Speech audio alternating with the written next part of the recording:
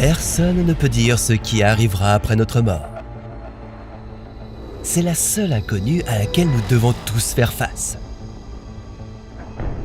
Et si notre existence n'était pas temporaire? Et s'il existait une vie après la mort? Combien de temps notre cerveau peut-il survivre à la mort de notre corps? Vos proches pourraient-ils toujours communiquer avec vous? Et si votre corps contenait le gène zombie? Voici et si, et nous nous demandons ce qui se passerait s'il y avait une vie après la mort. Selon une étude menée en 2018, un Français sur 3 croit à une vie après la mort. Et certains, comme le professeur américain Robert Lanza, suggèrent que la mort n'est que le fruit de notre imagination. Cette théorie suppose que la mort n'est définie par aucune véritable frontière et que par conséquent, elle ne peut pas être réelle au sens que nous connaissons tous. Le professeur Lanza explique que l'on voit le ciel comme étant bleu.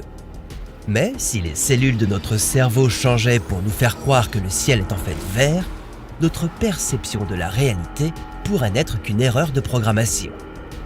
Alors, le ciel est-il bleu ou est-ce dans notre tête?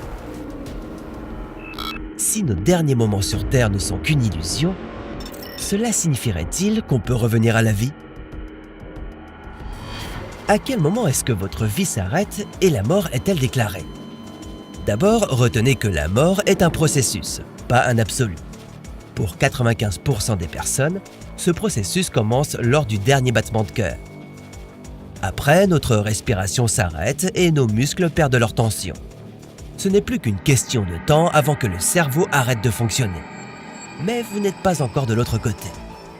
Une étude appelée AWARE a examiné des milliers de survivants d'une crise cardiaque qui avaient été déclarés morts. Lors de leur entrevue, certaines personnes étaient capables de raconter le moment exact de leur mort et étaient capables d'entendre et voir les événements menant à leur réanimation. Comment est-ce possible? En fait, il est avéré que le cerveau peut rester en vie pendant 10 minutes après le dernier battement de cœur. Cela signifie qu'on est capable d'entendre le docteur constater notre mort. 9% des personnes qui ont vécu une expérience de mort imminente ont décrit avoir flotté au-dessus de leur corps, mené par un fil invisible. Alors que vous pouvez tout entendre, votre corps restera mort sans oxygène ou sang circulant dans vos organes. Mais que se passe-t-il à l'intérieur? Alors que la rigidité cadavérique s'installe et que vos muscles commencent à se raidir, les autres cellules commencent seulement à se mettre au travail. Durant les 12 heures suivantes, le corps cesse totalement de fonctionner. Pendant ce temps, certains gènes stimulent les cellules inflammatoires, nommées les cellules gliales, afin de nettoyer l'intérieur du cerveau. Ces cellules continuent de fleurir alors que le corps se refroidit et que les autres systèmes s'arrêtent. Ces gènes zombies développent de nouveaux appendices tandis que les gènes de votre cerveau se désintègrent. Mais lorsque vous serez mort, vos proches pourront-ils encore communiquer avec vous? Avant le développement de la photographie infrarouge, les séances de spiritisme étaient courantes pour communiquer avec des proches décédés.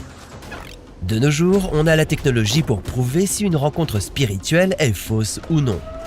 Mais on n'a pas de preuve définitive d'une vie après la mort. Et l'on peut concevoir que de nombreuses personnes trouvent la paix de l'esprit à l'idée de parler à leurs proches défunts. Mais et si on avait la preuve de ce qui arrive après la mort? D'abord, si on était capable de prouver qu'il y a quelque chose qui nous attend après la mort, notre perception de la vie s'affaiblirait. Il est pourtant possible que la fin de notre vie ne soit pas une expérience spirituelle du tout. Au lieu de voir une lumière blanche, il est possible que l'on voit seulement des 1 et des 0. Le directeur de l'ingénierie de Google, Ray Kurzweil, prédit que l'on sera capable de charger des copies numériques de notre cerveau en ligne. Ainsi, notre vie et notre personnalité resteront vivantes sur les ordinateurs du futur. Si on télécharge notre conscience sur le cloud, notre esprit pourrait vivre aussi longtemps que les serveurs Internet resteront en ligne. Vous voudrez donc peut-être payer pour le stockage de sauvegarde. Si on pouvait prouver qu'il existe une vie après la mort, on pourrait peut-être trouver un sens nouveau à l'existence, plein de merveilles et d'appréciation pour notre vie. Mais que faire si on n'avait pas assez de temps pour apprécier notre vie sur Terre? Que ferions-nous si on n'avait plus que 24 heures à vivre? Eh bien ça, c'est une histoire pour un autre. Et si